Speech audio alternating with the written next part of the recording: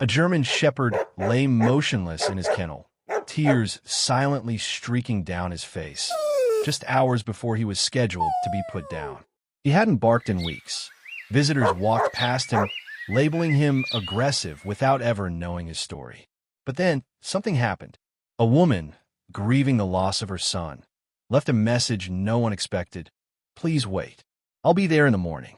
Why would she risk everything for a dog she'd never met? And what happened when they finally looked into each other's eyes? Comment what you would have done. And don't forget to subscribe for more true stories of redemption and second chances. The wind howled low and constant across the wide plains of Wyoming, stirring the brittle grass and slapping cold air against the cracked windows of the Bitter Hollow County Wildlife Detainment Center. Bitter Hollow wasn't on many maps. A speck of a town tucked between the foothills of the Laramie Range and the stretch of empty nowhere known as North Fork Basin. Snow flurried in fits that morning, drifting in slow spirals beneath an overcast sky the color of tarnished silver. The wind carried a biting chill that cut through fabric and flesh alike, but inside Kennel 9, the cold came from something deeper. Bruno lay curled tightly in the back corner of his cage, his thick black and tan coat dulled by weeks of neglect and the harsh fluorescent light overhead. A full-grown German shepherd, Bruno was once the kind of dog that turned heads, strong, proud, his body a perfect frame of disciplined muscle and alert instinct. But that was before. Now his ribs showed faintly beneath his fur, and his right ear had a torn edge that twitched with each sound beyond the chain-link fencing. His eyes, once sharp and amber-bright, stared blankly at the concrete floor, their fire smothered under the weight of fear and abandonment. He was 6 years old and already carried the invisible scars of a war waged in silence. One fought on frozen farmland, chained to fence posts through Wyoming's cruelest winter. Bruno hadn't barked in 11 days. To the staff, he was just Case 9, marked as aggressive, too unpredictable for adoption, unwilling to approach humans. He flinched when fed, tensed at footsteps, growled if a hand came too close. His file had red ink slashed across the top, unrecoverable. What they didn't know was that Bruno had been left to die during a blizzard 6 months ago, abandoned on an isolated ranch that went bankrupt. The only human who ever showed him patience was a ranch hand who disappeared one morning and never came back. Since then, Bruno had learned that silence was safer than attention. The kennel manager, Walt Briggs, walked past Bruno's cage without looking inside. Walt was in his early 60s, with a build like an old oak stump, wide, weathered, and stiff with time. His beard was a scatter of white and rust. His eyes faded green and often narrowed. He'd worked in shelters all across the state, and by now he'd learned to build a wall between himself and the stories in each cage. But something about Kennel 9 made him move faster when walking by. Maybe it was guilt. Maybe it was recognition. That morning, Walt grumbled as he flipped through a clipboard of scheduled terminations. Bruno's name sat near the top, underlined in fading ink. 24 hours remaining. Across town, beneath the shadow of the abandoned train depot, a woman sat inside a modest 2-bedroom rental, staring blankly at her phone screen. Harriet, Hattie, Malone was 46, her frame lean and upright, with shoulders that had learned discipline from decades in military service. Her face bore quiet strength, sharp cheekbones, sun-damaged skin, and tired gray-blue eyes that blinked a little too often, as if trying to clear the past away. Her auburn hair, streaked with gray at the temples, was twisted into a loose bun that looked more habitual than styled. She was dressed in a plain wool sweater and worn jeans, both too large since she'd lost the weight that grief always seemed to take. Hattie had been a combat nurse for over 15 years, then retired early to care for her only son, Eli, after he returned from overseas with more than just physical wounds. He didn't survive his second winter back home. Since then, Hattie had uprooted her life, moving to Bitter Hollow 2 months ago to be somewhere no one knew her name or the ghost that clung to it. The wind rattled the window pane beside her, and she pulled a thin blanket tighter around her shoulders. Her thumb scrolled aimlessly through her feed. News of distant cities, lost pets, local gossip. Then she stopped. The photo was grainy and dimly lit. A German shepherd curled in the corner of a cage, eyes barely visible beneath drooped ears. The caption read, Kennel 9, Bruno, 24 hours left. Not for public adoption. Her heart twitched, an old reflex, sharp and unexpected. Something about the way the dog pressed himself against the wall, as if trying to disappear into it, felt too familiar. Hattie tapped the photo, enlarging it, leaning closer. The dog's eyes weren't empty. They were braced, waiting for something final. She whispered aloud, "Don't be stupid," and kept scrolling. But after 2 posts, she scrolled back. Her finger hovered over the contact number beneath the post. Then she called. No one answered. It was after hours. The voicemail beeped. "Hi, this is Harriet Malone. I'm calling about the dog in Kennel 9, Bruno. I know the post says not for adoption, but I like to come see him. Please wait before, I can be there tomorrow morning." She ended the call and dropped the phone into her lap. A dozen voices in her mind told her she was making a mistake. But something stronger rose above them. A conviction not unlike the one she used to feel before walking in a battlefield tria. Outside, the snow thickened and the light faded to ash. Somewhere beyond the phone lines and fences, Bruno shifted slightly on the hard kennel floor. His breathing changed. Not hope, but something less heavy than despair. In the stillness of the shelter, a single, quiet whimper passed through the bars and disappeared into the wind. The clock above the intake desk clicked past 11:42 p.m., its tired red second hand sweeping across numbers dulled by time and dust.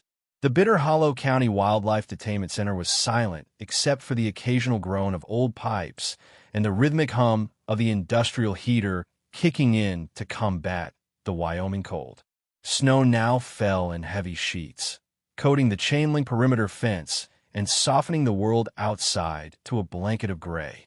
Walt Briggs sat hunched over his desk in the small back office, the light of his reading lamp casting long shadows on the peeling wallpaper behind him.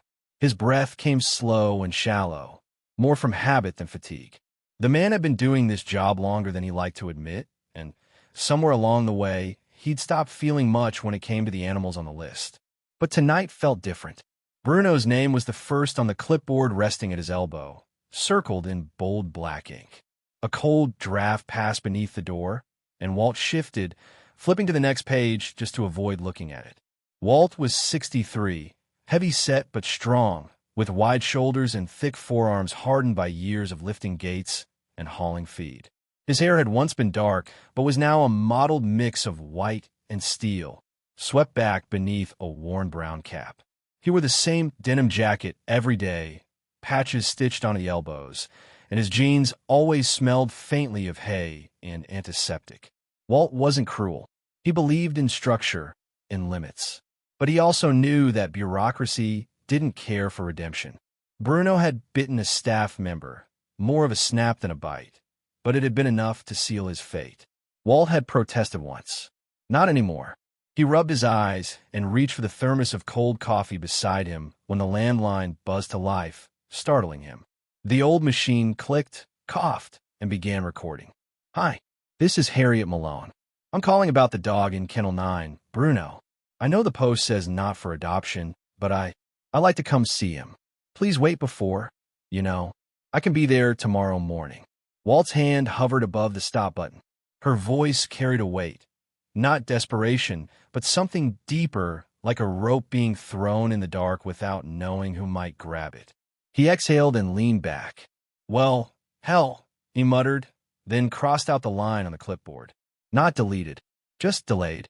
Meanwhile, not far from the shelter, the soft crunch of snow gave way to the light footfalls of a small boy weaving between pine trees. Sammy Reed was 9 years old, slender and sharp-eyed, with a face that still clung to boyish innocence despite the quiet seriousness in his gaze. His coat was oversized, a hand-me-down from his older cousin, and his wool hat drooped low over his ears. He carried a plastic container in one mittened hand and a flashlight in the other. Sammy was the son of the local forest ranger, a stoic man named Cole who ran the North Fork station with military precision. Sammy had grown up around trees and trail markers, wildlife charts, and silence. His mother had passed away 2 winters ago in a car accident on Black Elk Pass, and since then, his world had shrunk to his father's quiet rules and the woods outside their back door. But every morning before school, Sammy found a way to slip away for 10 minutes to visit the kennel. He'd discovered Bruno 3 weeks ago while his father was meeting with Walt about a captured bobcat. The big German Shepherd had been the only dog not barking, not pacing. He just stared through the fence like a statue of himself. Sammy had returned the next day with part of his peanut butter sandwich, and Bruno had taken it gently, never touching the boy's hand. Since then, it had become a ritual. He brought old meatloaf, crusts, sometimes pieces of bacon if he could sneak them. Bruno never wagged his tail, never barked, but he always waited. Until this morning. Today, the kennel was quiet. Too quiet.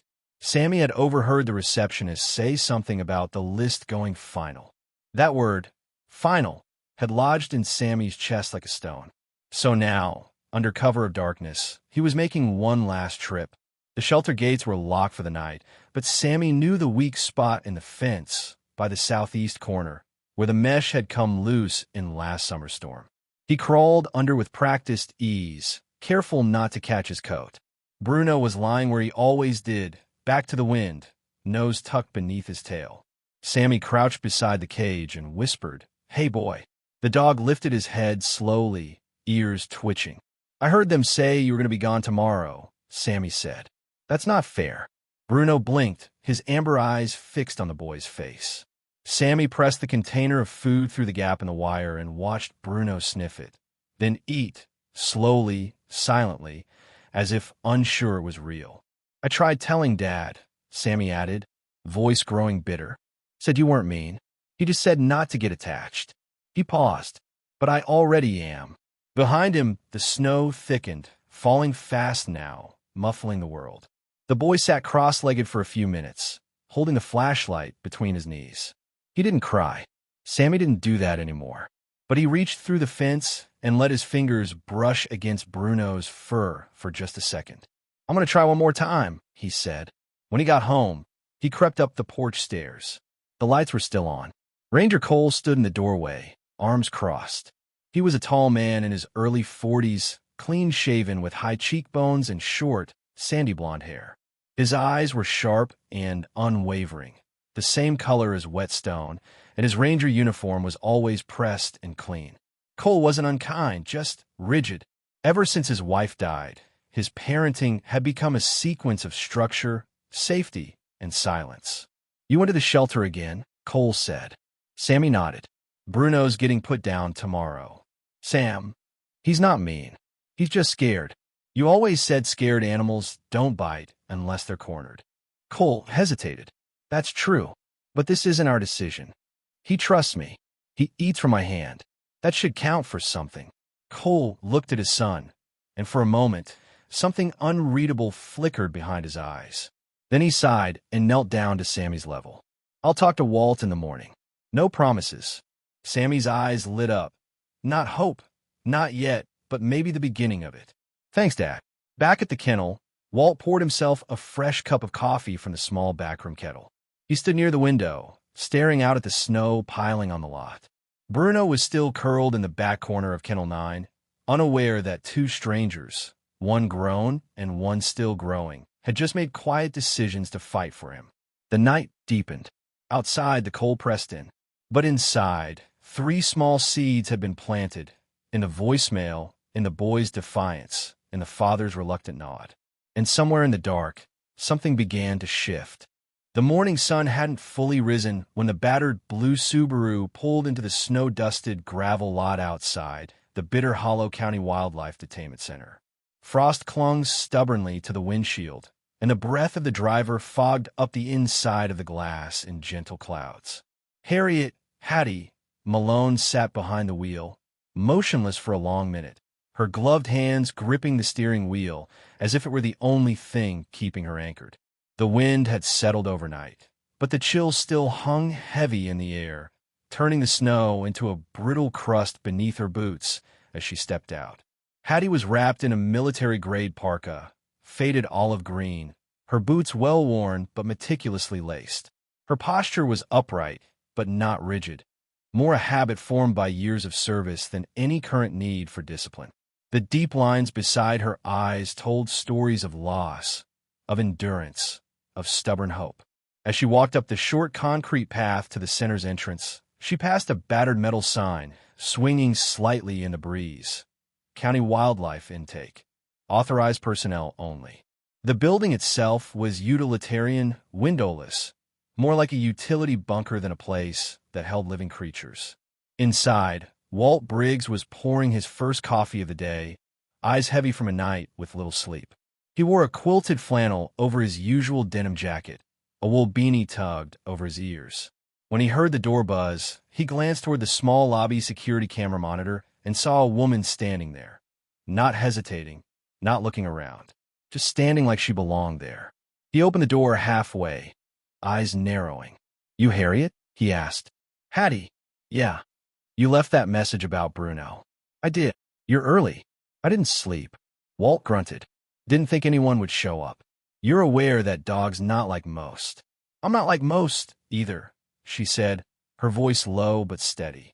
"I'm not looking for a golden retriever." "I know what I'm asking."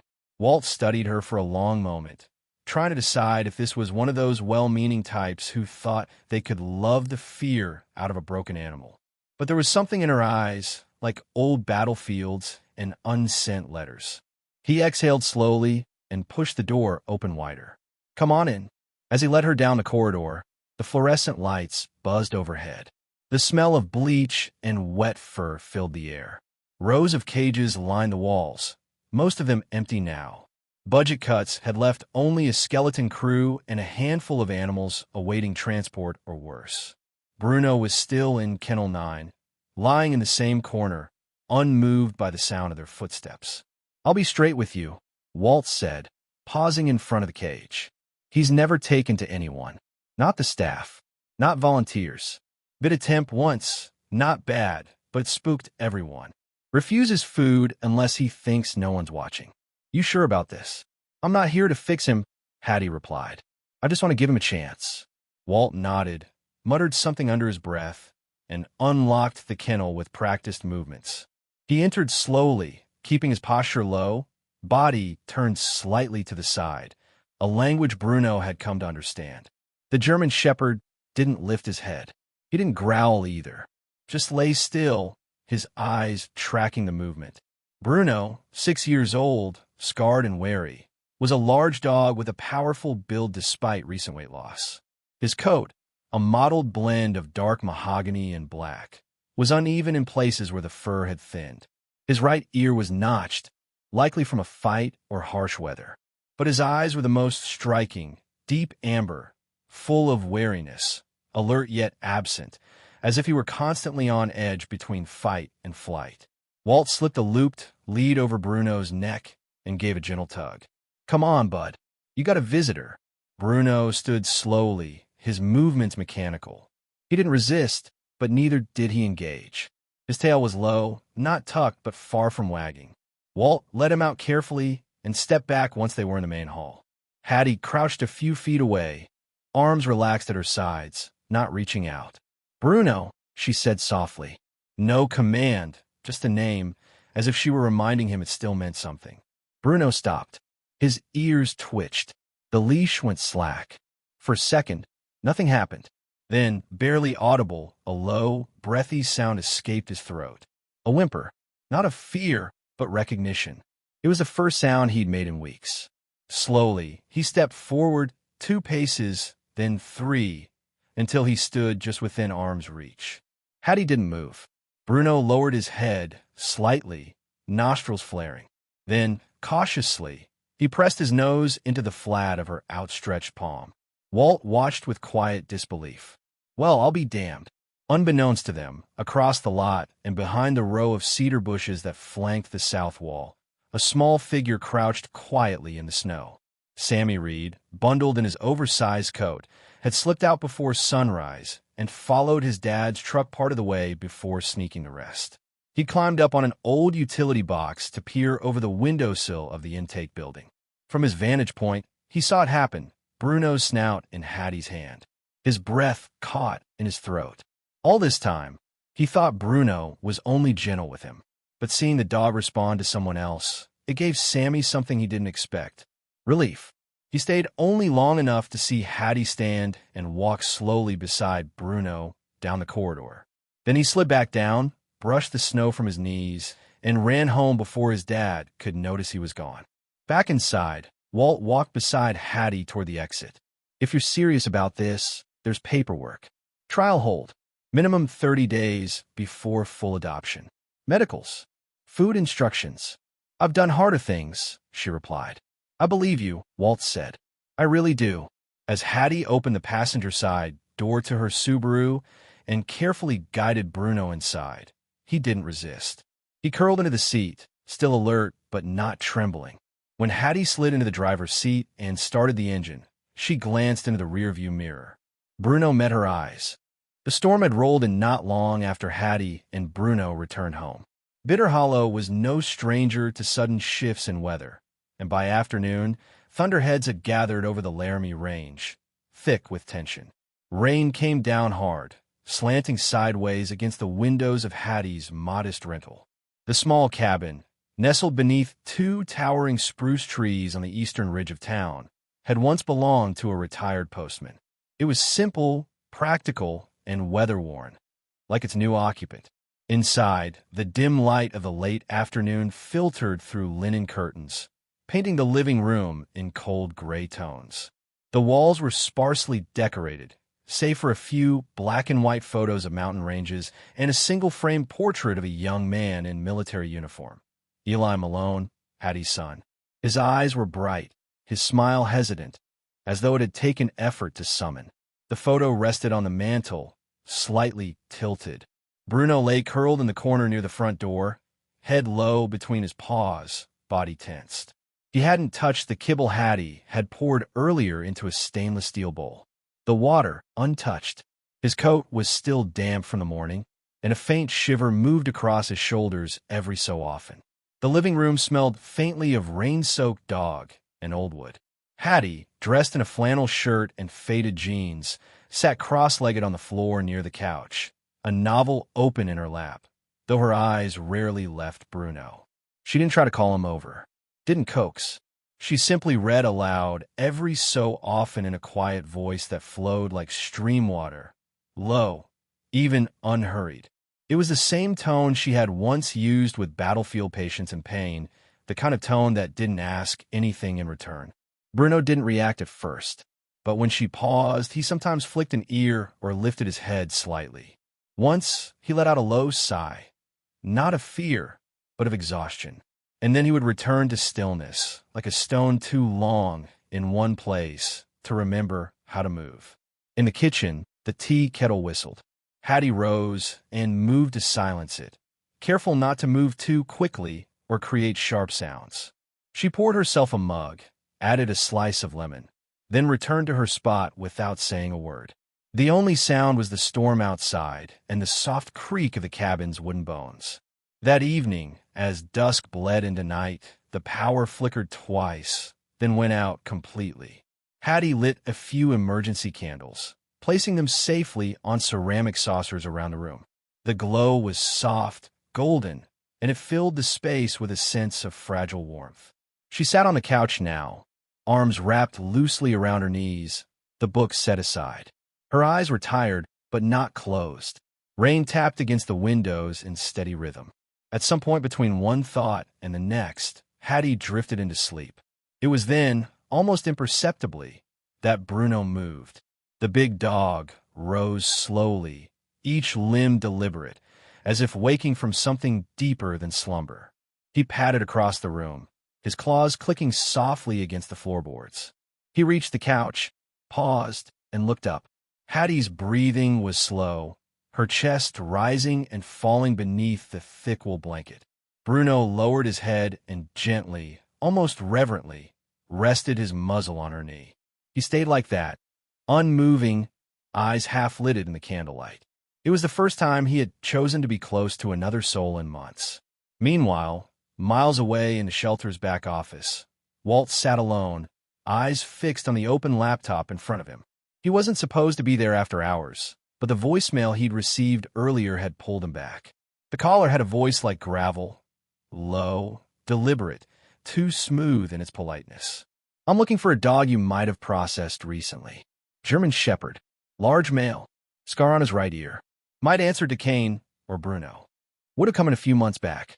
I'm willing to pay if necessary. Call me back." There was no name, just a number from a blocked caller ID. Walt had deleted the message, but couldn't shake the feeling that settled in his gut. He had gone back to Bruno's file. It was sparse, picked up during a snowstorm near an abandoned ranch property. No microchip, no tags. The address listed was flagged in an old report from the county sheriff's office. Illegal storage, missing property, and a possible connection to organized freight theft. The case had gone cold after the blizzard buried evidence, and the property was auctioned to the county.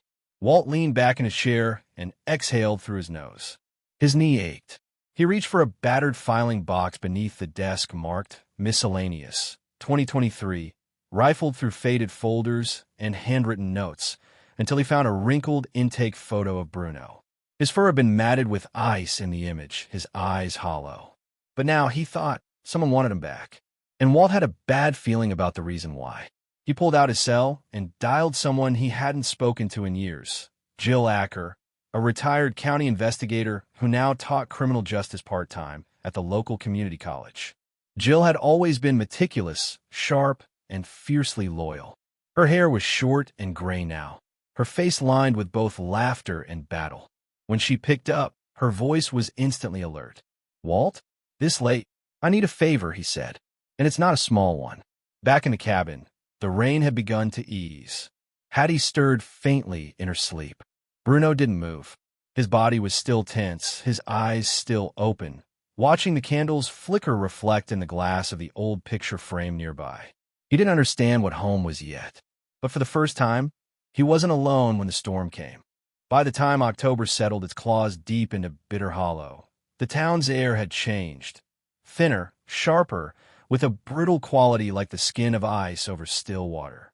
The trees had shed most of their color, leaving branches skeletal and swaying in the wind like brittle fingers. Hattie's cabin, nestled at the edge of the forest, sat cloaked in early frost, its wooden walls groaning softly at night with each temperature drop. Inside, the heat from the small fireplace barely kept the chill at bay, and the nights were darker than before, somehow heavier. Bruno had begun eating again, tentatively, carefully, but only when Hattie was nearby. He still didn't bark, didn't wag his tail, but he followed her from room to room, maintaining a silent watch. He slept curled by the front door now, like a soldier in a trench, guarding something he didn't yet understand but refused to let go of. His wounds, those visible and not, were healing in cautious layers. It was just past midnight when Hattie noticed the truck. She had been washing a chipped mug in the sink when a motion-activated porch light flicked on, casting long shadows through the window above the counter. She squinted out through the fog glass and saw the outline of a dark pickup parked across the street, too far to make out a plate, too close to dismiss. It hadn't been there earlier in the evening. The headlights were off, the engine silent. Bruno, asleep at the time, lifted his head and growled low in his throat, a deep, rumbling warning that vibrated through the floorboards. His eyes locked on the front door like he already knew something she didn't. Hattie wiped her hands on a towel and stepped onto the porch, wrapping her coat tighter against the cold. The truck didn't move. She called the sheriff's non-emergency line, speaking to a deputy with a bored tone and too many pauses. "There's a truck," she said, "parked across from my place. Been there a while. Is the driver doing anything threatening, ma'am?" "No. Just sitting. No lights. We'll send someone by in the morning to check it out, unless there's immediate danger." "I didn't call for tomorrow," Hattie snapped, then forced her voice calm. "Fine. Thanks." She hung up, frustrated but unsurprised. Bruno stood beside her now, rigid and silent, his breath misting the cold air. Hattie reached down and rested her hand on his back. "You see something I don't?" Bruno didn't move, but his ears twitched with each creak of the wind. By morning, the truck was gone. Just tracks in the gravel remained. That afternoon, Sammy Reed took a shortcut through the field behind Hattie's place on his way to school. The boy's sharp eyes, always scanning, caught something out of place. A cigarette, but half buried in the dirt beside the back fence. His father didn't smoke. Neither did Hattie. Sammy crouched and examined it. Cheap brand, crushed hurriedly. He pocketed it without thinking. That night, over meatloaf, he mentioned it to Cole. His father paused mid-bite, setting his fork down. Where? Behind Miss Malone's fence. Could have been from before she moved in. It was still warm. Cole was quiet for a long moment. Then, stay away from there after dark. But Dad, I said what I said, Sam. Meanwhile, back at the county shelter, Walt sat with Jill Acker, who had driven in from Laramie that morning in her dusty red Ford.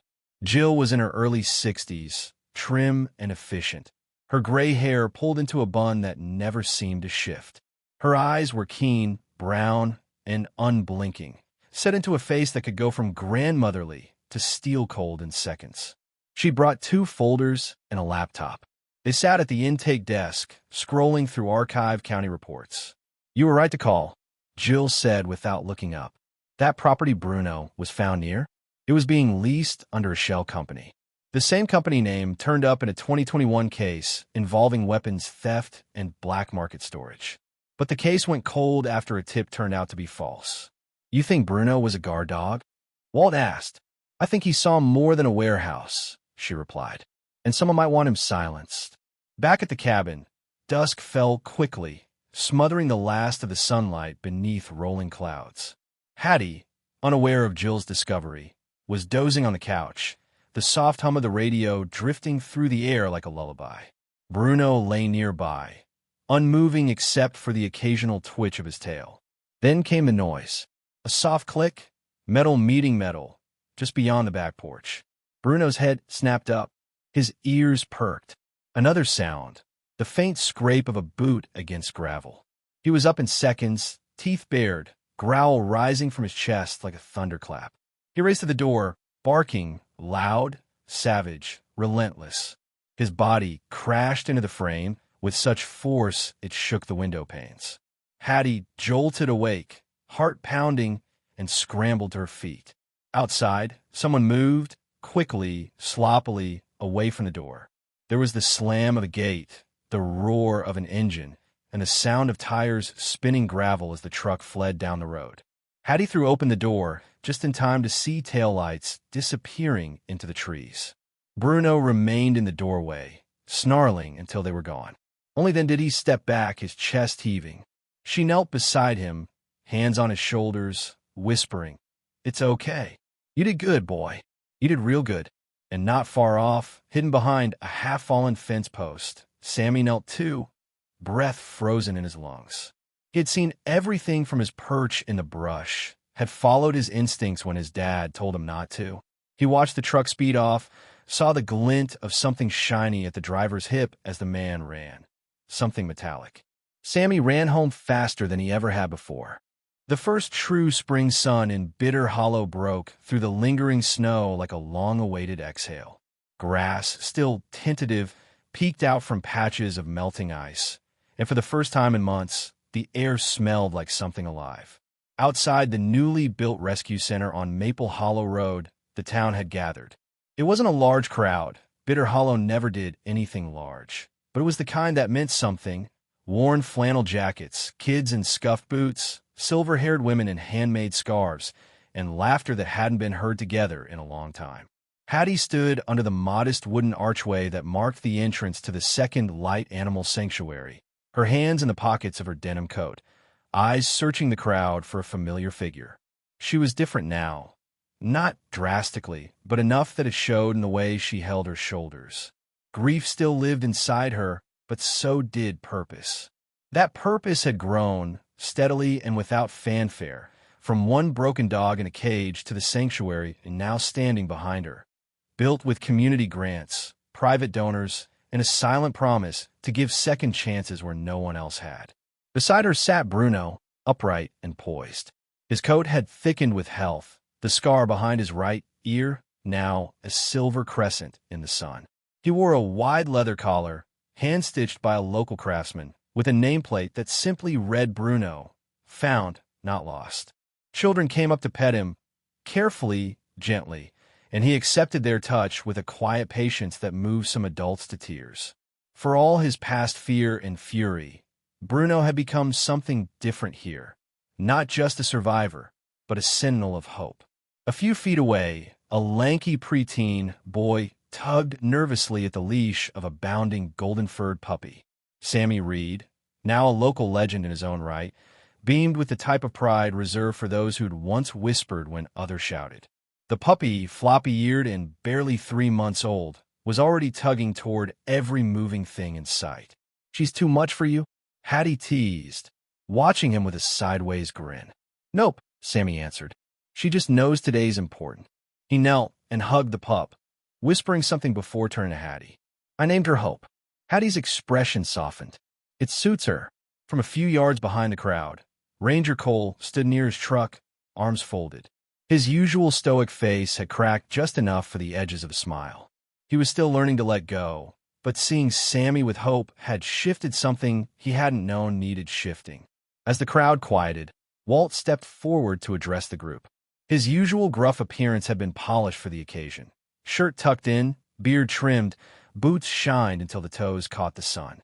At his side stood Jill Acker, the former investigator who now volunteered twice a week at the shelter, her sharp eyes twinkling under square-rimmed glasses. Walt's voice was gravelly, but it carried.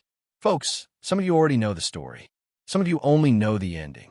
But I want to tell you why this place exists. Why it matters. It starts with a dog named Bruno." The crowd leaned in. Walt continued, recounting how Bruno had been found chained and starving in a frozen lot near an abandoned warehouse, one tied to an investigation into stolen firearms and illegal transport routes. He explained how, after Jill traced the property's paper trail, the pieces started falling into place. The man who had owned the building, a figure named Rick Pullman, was already under quiet federal scrutiny. But no witness had been willing to speak. No one except, as fate would have it, a dog. When Pullman saw a local shelter social media post about a German shepherd with a notched ear, he had panicked. His attempts to recover the dog anonymously, followed by the late-night trespassing, were enough to bring federal eyes back to Bitter Hollow. Jill had handed over the combined findings to state authorities, who reopened the dormant file. With forensic evidence from the property and corroboration from witnesses who had since come forward, Pullman had been formally charged. And this time, there would be no slipping away in the snow. And all of it, Walt finished, started with a dog who didn't bark, didn't beg, and didn't break. He just waited. A hush followed, then soft applause, then more, then the sound of clapping echoing beneath the pines. Later, as the sun tilted west and shadows lengthened, Hattie walked the quiet grounds of the sanctuary. She passed pens not yet filled, a small barn recently painted, and a training ring being built by volunteers. Bruno walked beside her, his gait steady, proud. She stopped near the entrance and looked at the brass plaque installed beside the gate.